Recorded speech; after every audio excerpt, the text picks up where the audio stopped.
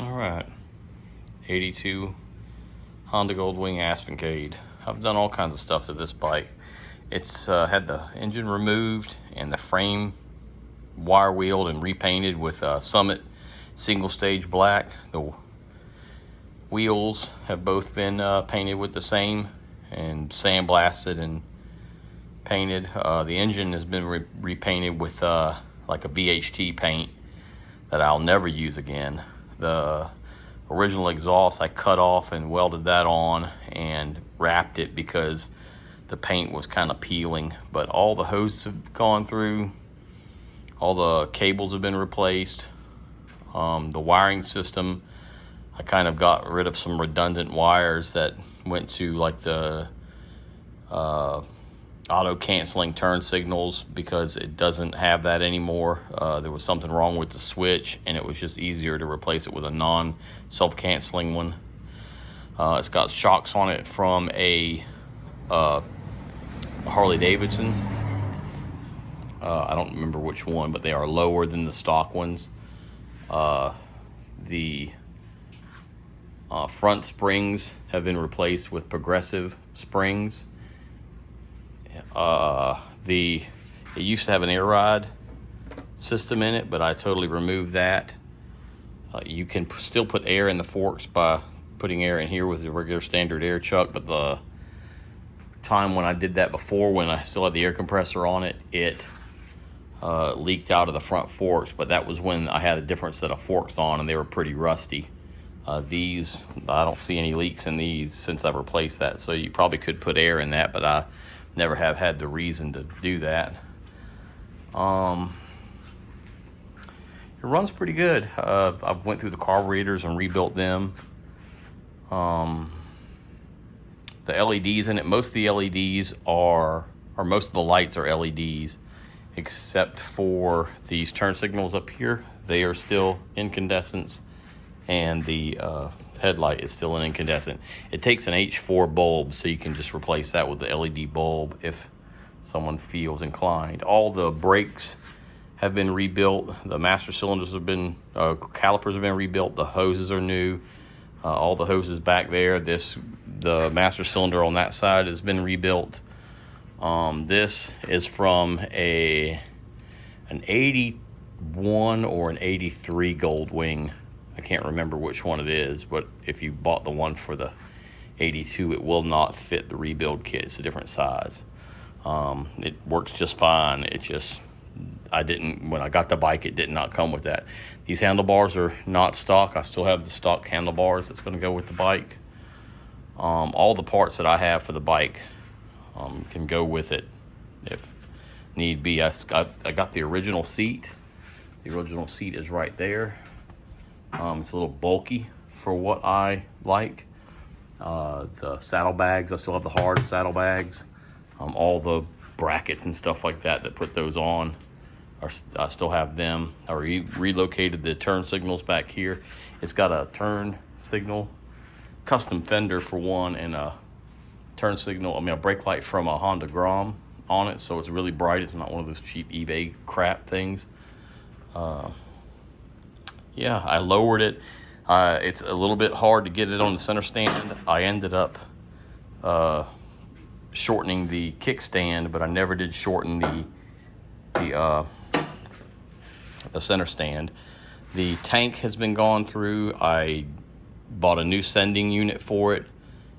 I cleaned and treated the gas tank inside. It had a little bit of rust. It never was bad, but I just went ahead and wanted to get in front of that.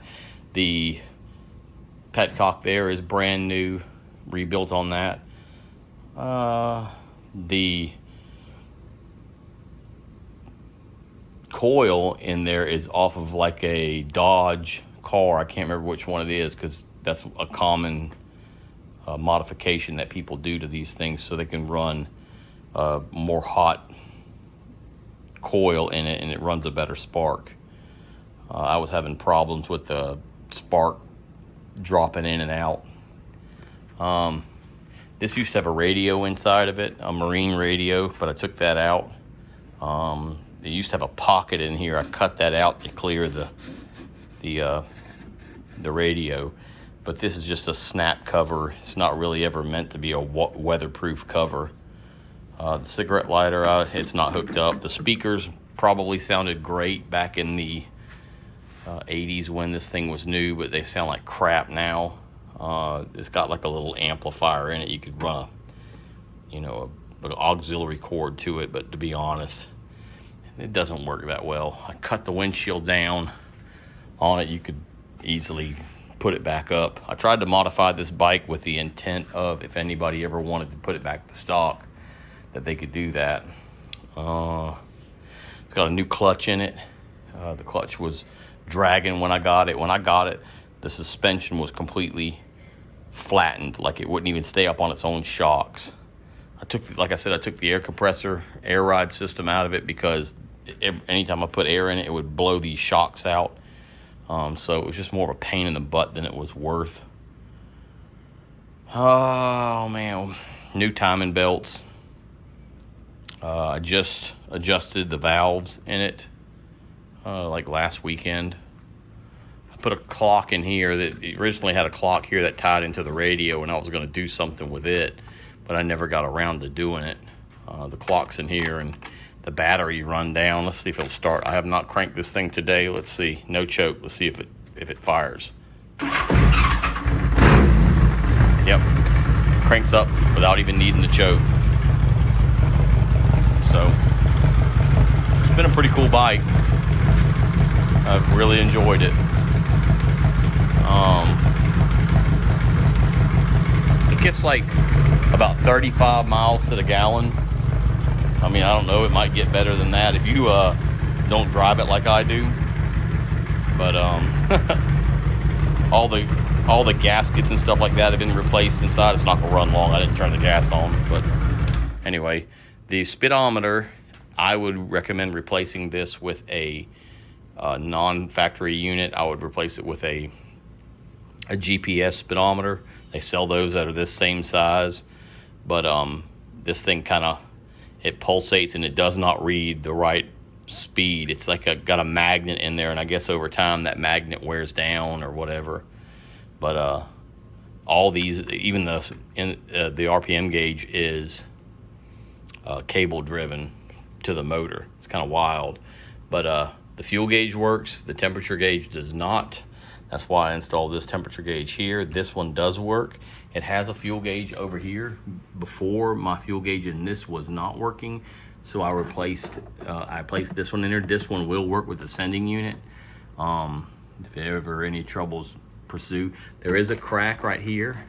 It doesn't look like it's spreading, but I did have a gauge in here at one point. I mean, all these plastics are old and stuff, and I even have a kit that will convert this to like a standard Goldwing, with the headlight and all like that, and all that stuff can go with it. All these motorcycle parts are going to go with this bike because this is the last motorcycle I'll own. I've owned it since 2016, 2017, somewhere around there. I can't remember. That tire was replaced when I got the bike back on the road back then. This tire was replaced this year, so it's a brand new tire. I put on the conversion because it used to have a cartridge style filter, but I put on a conversion to where you can run a spin-on oil filter. That oil filter is that one right there. It was changed at 23,000 miles. There is, let's see, how many miles are on it now? 23,893. So there you go. The gas tank is pretty cool. This is a false tank. The gas tank is under here, right there. It holds like almost 5 gallons. There's the air filter, all that. It's pretty cool. I used to have a single barrel carburetor on this before I got these carburetors straightened out. These carburetors now they run great. Yeah, so that's pretty much it.